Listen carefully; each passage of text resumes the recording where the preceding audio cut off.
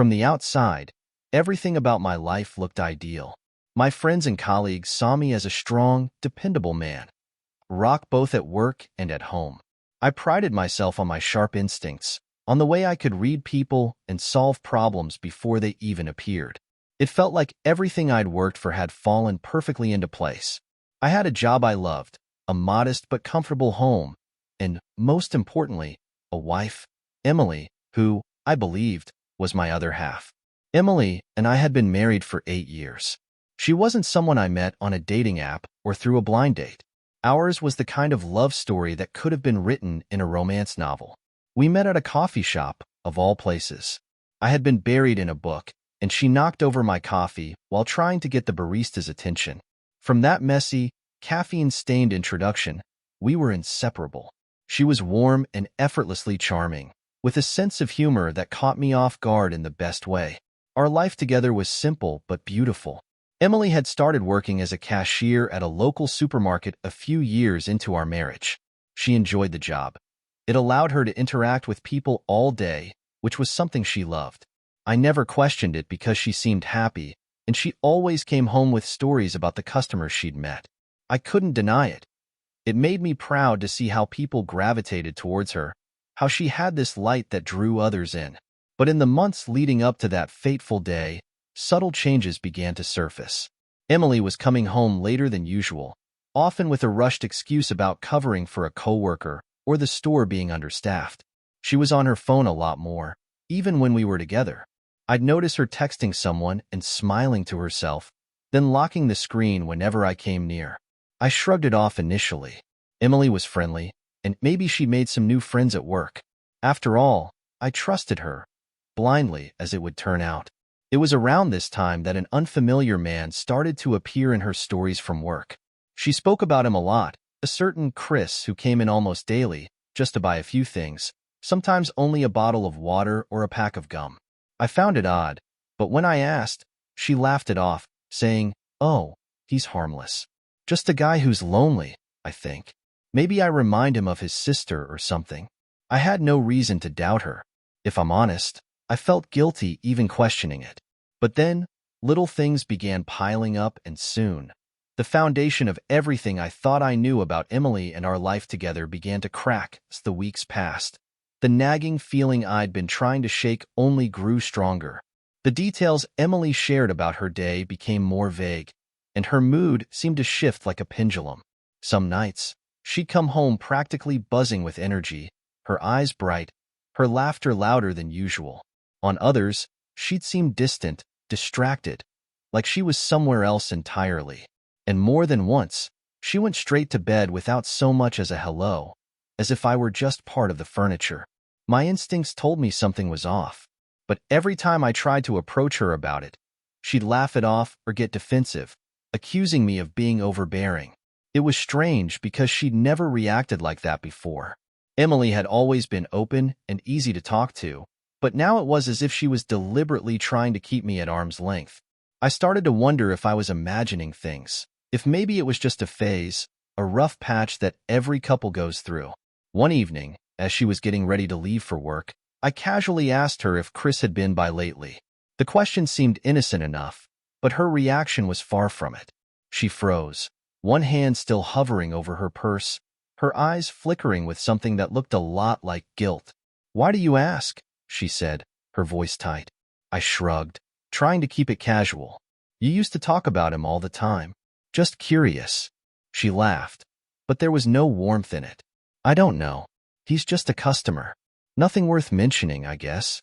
The way she said it, the way her gaze slid away from mine as if she couldn't bear to look at me, set off a red flag in my mind. I could feel something unspoken lingering between us, a weight that pressed down on the air and made it hard to breathe. For the first time in our marriage, I felt like a stranger in my own home. The next day, I decided to clear my mind. I went for a long drive, convincing myself that this was all in my head, that maybe I was just overthinking. But as I drove, scenes from the past few months replayed in my mind like clips from a movie. The missed calls, her sudden interest in working late, the secrecy around her phone. I took a deep breath, fighting the bitterness that was beginning to settle in my chest. I wasn't the kind of man who jumped to conclusions. I'd always prided myself on being rational, steady. But rationality only goes so far when you start seeing cracks in the life you thought was solid. In a moment of weakness, I decided to do something I never thought I'd do. I showed up at her workplace unannounced. I arrived at the supermarket around mid-afternoon, hoping it was quiet enough that I wouldn't attract too much attention. I'd never just dropped in on her before. There had never been a reason to. As I walked through the sliding doors, the fluorescent lights felt jarringly harsh, and I could feel my heart thumping uncomfortably against my ribs. Emily was at the checkout counter, her back to me as she rang up a customer's groceries. For a moment, I stood there watching her, wondering if I was making a mistake. She looked the same as always, her hair tied back neatly, that warm smile she wore so naturally on her face. But then, my eyes drifted to the man at the end of her line. He was tall, with an unbuttoned collar and a casual, confident stance as he waited for her to finish. He held nothing but a small bottle of juice, watching Emily with a familiarity that made my stomach turn. I didn't need an introduction to know who he was. This was Chris, the man who was just a customer. I approached the counter slowly, trying to keep my expression neutral. But the moment Emily saw me, her face went pale, and her hands froze on the cash register. She forced a smile, but it looked so strained it was almost painful to watch. Chris noticed her reaction, too, and looked my way, his eyebrows raising slightly. "Oh, hey," she said, her voice an octave higher than usual. "What brings you here?" "I was just passing by," I lied, glancing briefly at Chris, who was still standing there, watching us both with a slight smirk on his face.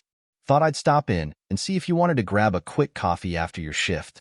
Chris looked from me to Emily, and for a split second, I saw a flicker of something in his eyes, a mix of arrogance and amusement. He was enjoying this, as if he were in on some joke I wasn't privy to. "Sorry, who are you?" he asked, his voice dripping with mock politeness. Emily's face turned even whiter. She opened her mouth, but no words came out. I looked him dead in the eye, ignoring the knot tightening in my stomach. "I'm her husband." The look of satisfaction on his face was enough to make my blood boil. He didn't flinch, didn't apologize, didn't even look surprised. He simply nodded, taking his time before responding. "Good to meet you," he said smoothly, as if we were having a casual introduction. Then, he turned back to Emily with a small wink that made me clench my fists. There was something dark and undeniable about the energy between them, something that made me feel like an intruder in my own marriage. I wanted to pull Emily aside, ask her what was going on, demand an explanation, but I knew this wasn't the place. Instead, I gave Chris one last glare before turning to her. "I'll see you at home," I said, my voice strained. Emily gave a stiff nod, unable to meet my eyes. As I walked out of the supermarket, I could feel every eye on me, and with each step, a part of me hoped that maybe I was wrong, that maybe there was some explanation that would put my fears to rest. But deep down, I knew. Some things couldn't be explained away. That evening, I waited for Emily to come home, my mind racing with 1,000 questions, each one more painful than the last. I kept replaying the smug look on Chris's face, the way he looked at her as if I didn't exist, as if he had a claim to her that went beyond just a customer.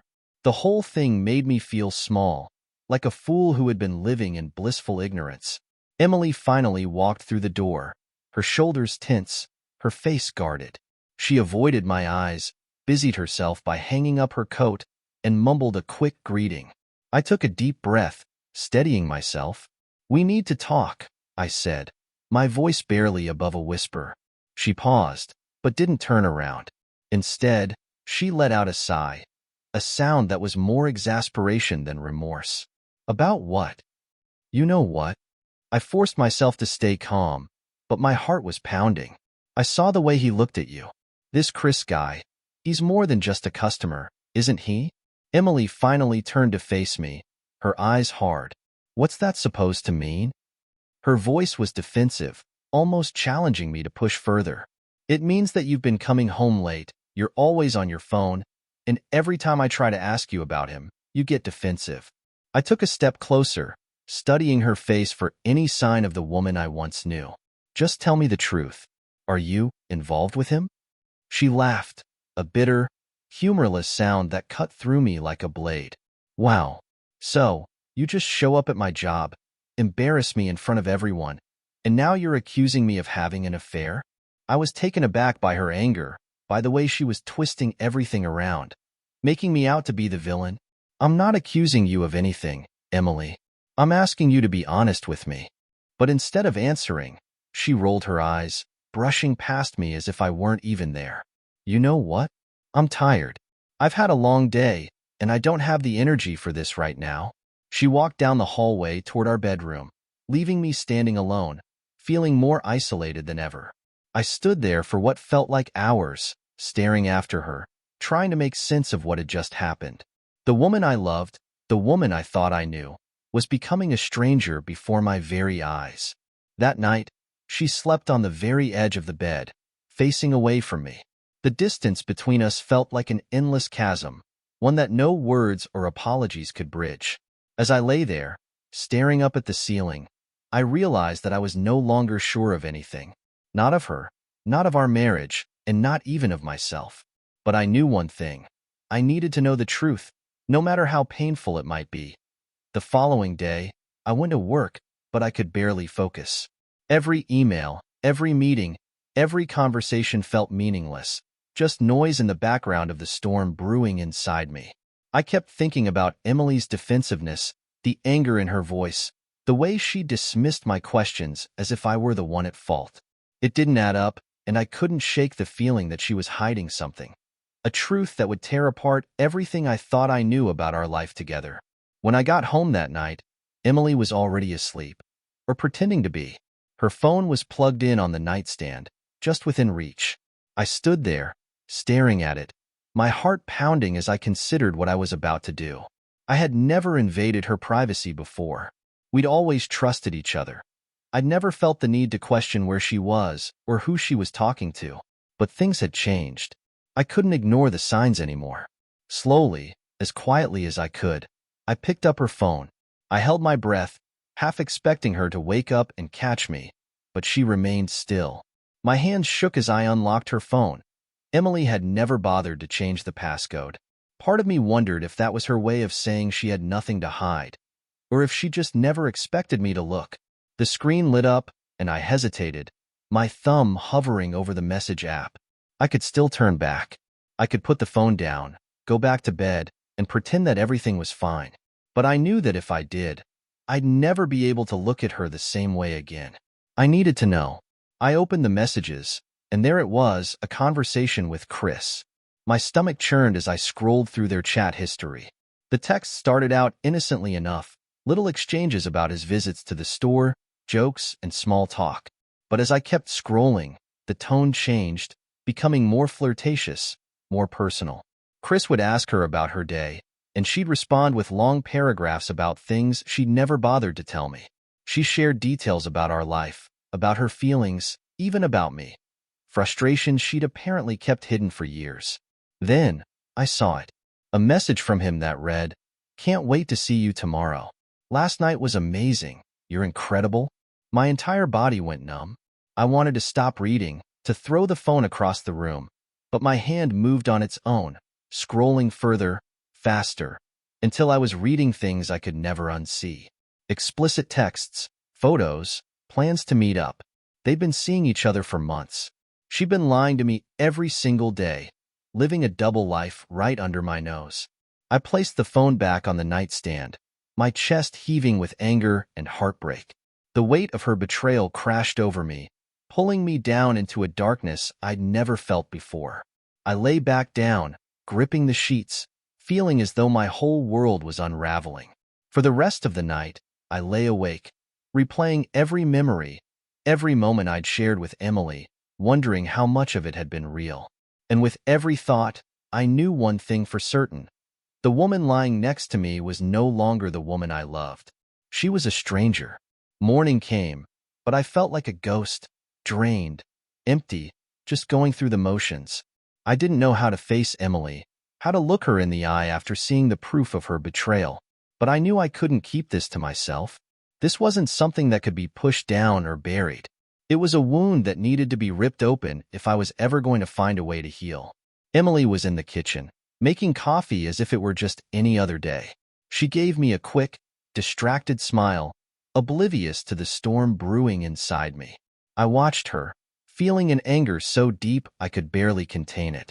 I didn't want to explode, didn't want to make a scene, but the betrayal cut too deep for anything else. "Emily," I said, my voice steady but cold. She looked up, sensing something in my tone, her smile fading. "Yeah."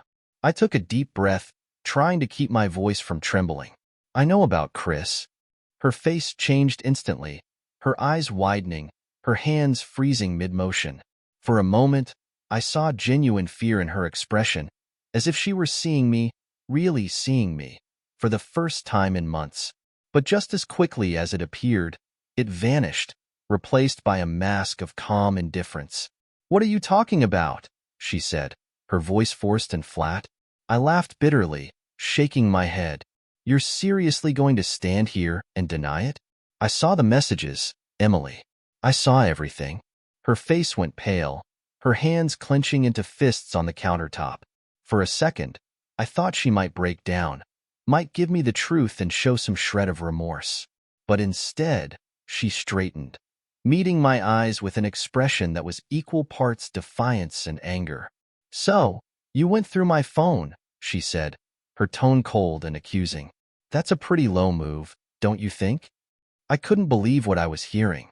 "You're really going to stand there and make me the villain? After everything I saw, everything you've done?"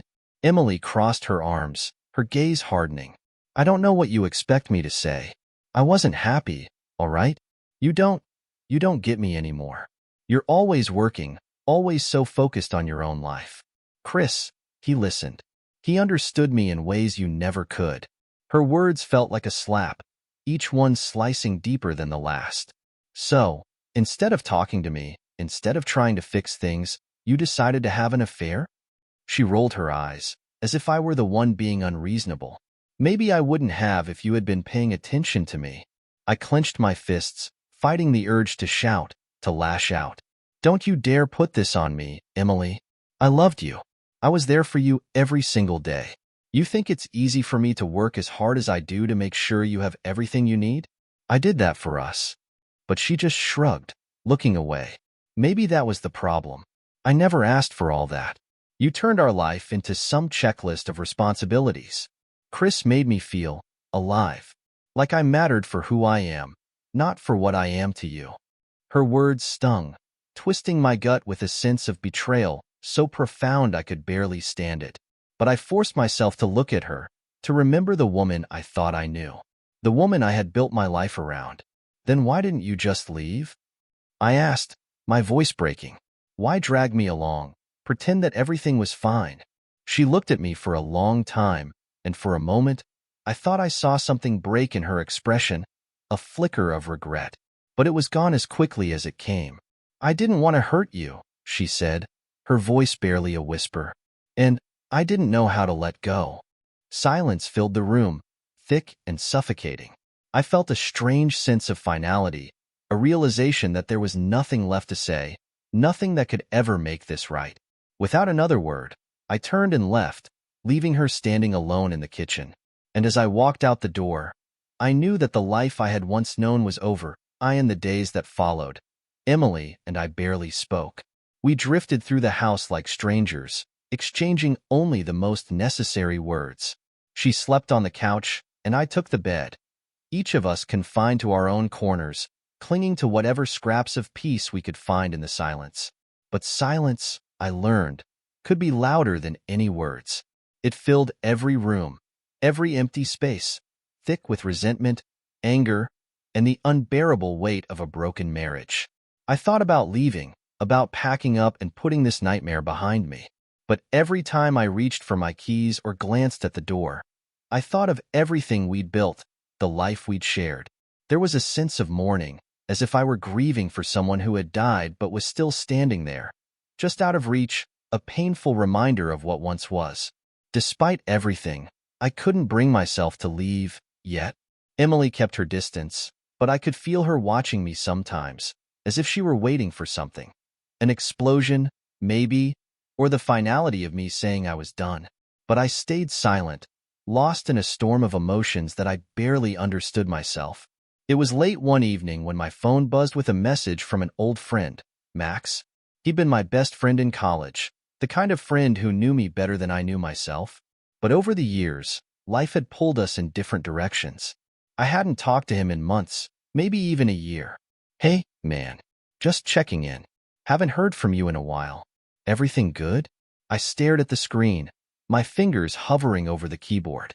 It felt strange, the idea of telling someone, of sharing the chaos that had consumed my life. But after a moment, I found myself typing, my words spilling out faster than I could think. "Not really. Emily's been seeing someone else for months, maybe longer." The reply came almost instantly. "What? Are you serious? I thought you two were rock solid." "So did I." There was a long pause before his next message came through. "Do you want to grab a drink? Just get out of the house for a bit?" The idea sounded like a lifeline, a way to escape the suffocating quiet of my own home. I agreed, and half an hour later, I found myself sitting across from Max at a dimly lit bar. The place was quiet, a handful of people scattered around, giving us the privacy I needed. Max looked at me, his face etched with concern. "So, what happened?" he asked gently. And then, for the first time, I let it all out. The suspicion, the confrontation, the way she had twisted the blame onto me.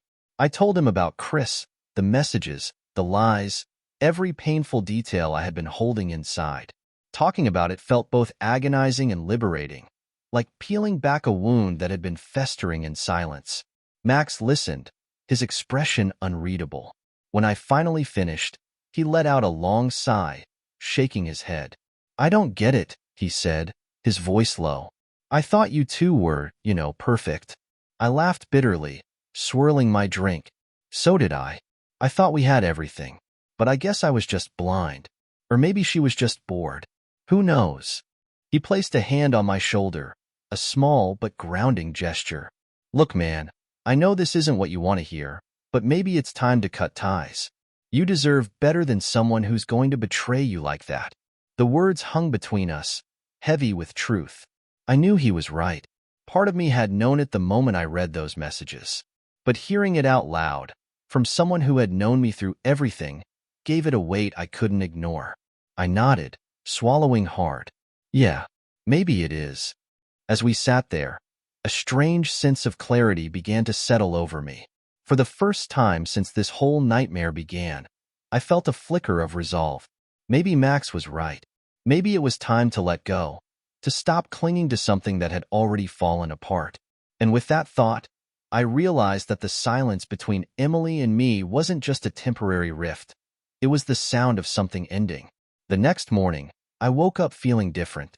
There was a heaviness, yes, but also a strange lightness, as if I'd finally let go of something I'd been clinging to for too long.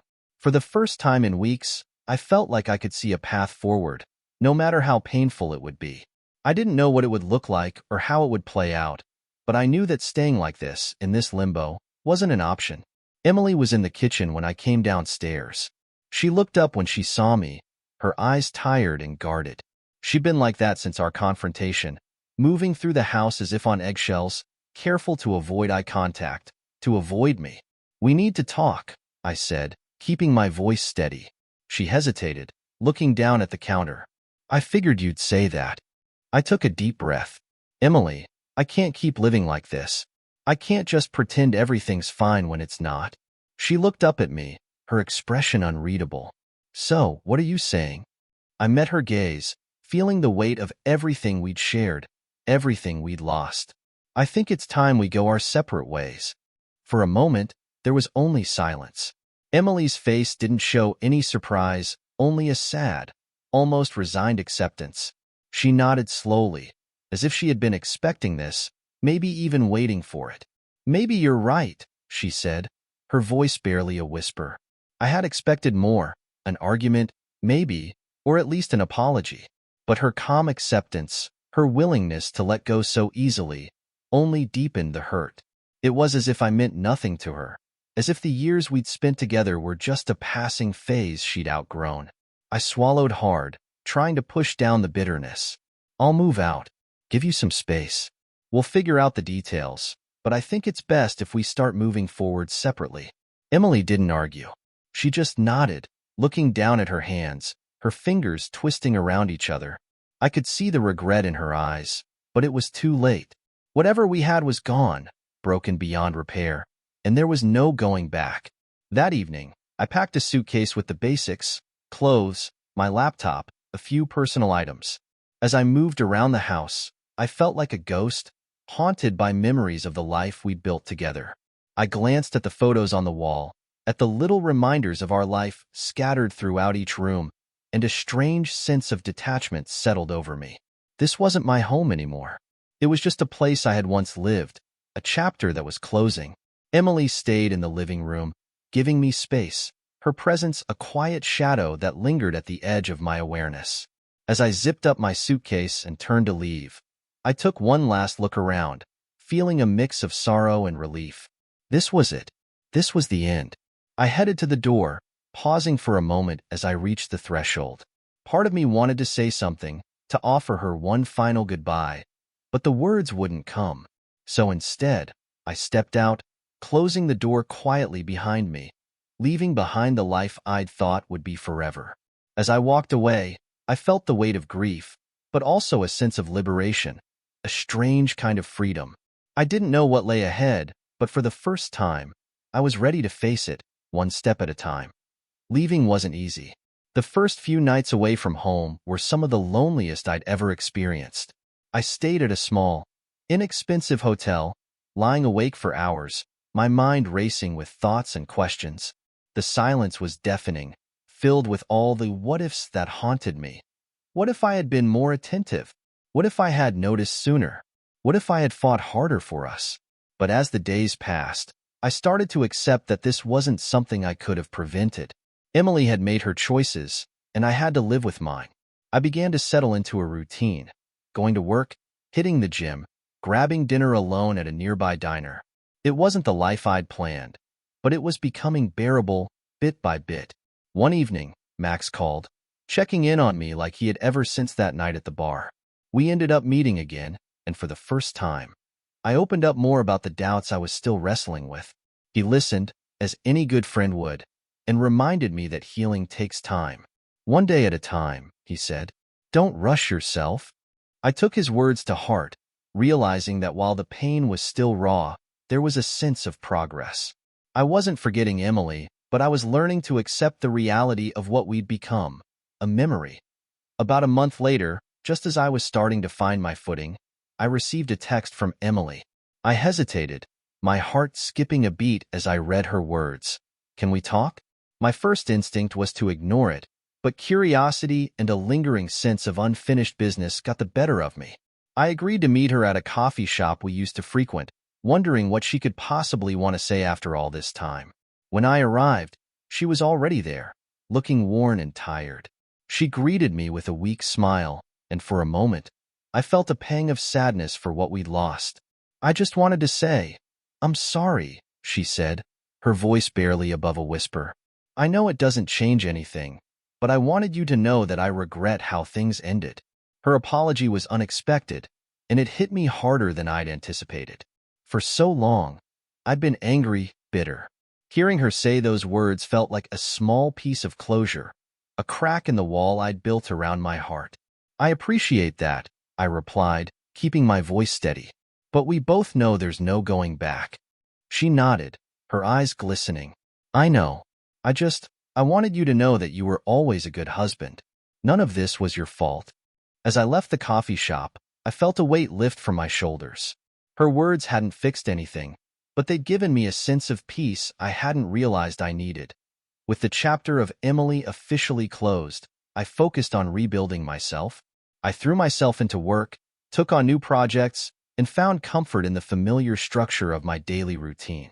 I started exploring interests I'd put aside during my marriage, rediscovering a love for hiking and photography. Friends began to notice the change in me. I was lighter, more open. Max and I went on a weekend camping trip, where we spent hours hiking through the woods, talking about everything and nothing. It felt good to reconnect with myself, to be reminded that there was still a world outside of the pain I'd been carrying. A few months later, I met someone. Her name was Rachel, and we met at a gallery where I was admiring a photography exhibit. She struck up a conversation, and we quickly discovered that we shared similar interests. She had a warmth and openness that put me at ease, and before I knew it, we were exchanging numbers. Rachel was different from Emily in every way, grounded, compassionate, and honest. She knew about my past, and rather than judging me or prying, she listened, giving me the space I needed to heal at my own pace. Slowly, tentatively, we started seeing each other more regularly, and I found myself looking forward to our time together. It wasn't love at first sight, but it was something real, something that reminded me that happiness was still possible. Just as things were beginning to look up for me, I got a call from a mutual friend, Lisa. She told me that Emily's relationship with Chris had fallen apart spectacularly. Apparently, Chris had been seeing other women all along, and Emily had only just found out. She was devastated, humiliated, and alone. A part of me felt a flicker of satisfaction, a sense of poetic justice. But mostly, I just felt numb. I didn't wish her any harm, but I couldn't bring myself to feel sorry for her either. She had made her choices, just as I had made mine. Whatever happened to her now was no longer my concern. The few weeks after hearing about Emily's breakup, she reached out again. This time, it was a letter.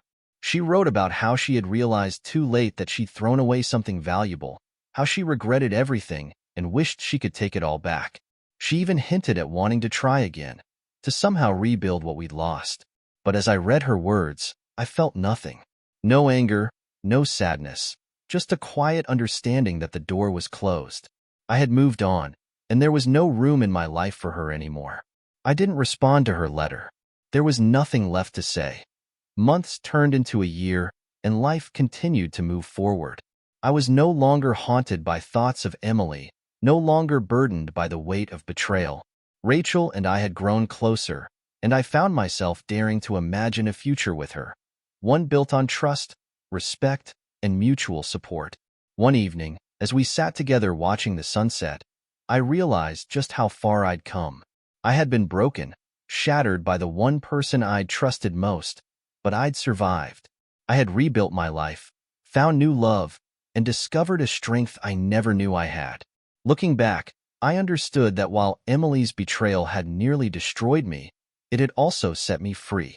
Free to become someone stronger, wiser, and more resilient. And as I held Rachel's hand, watching the colors fade into dusk, I knew that I was finally home.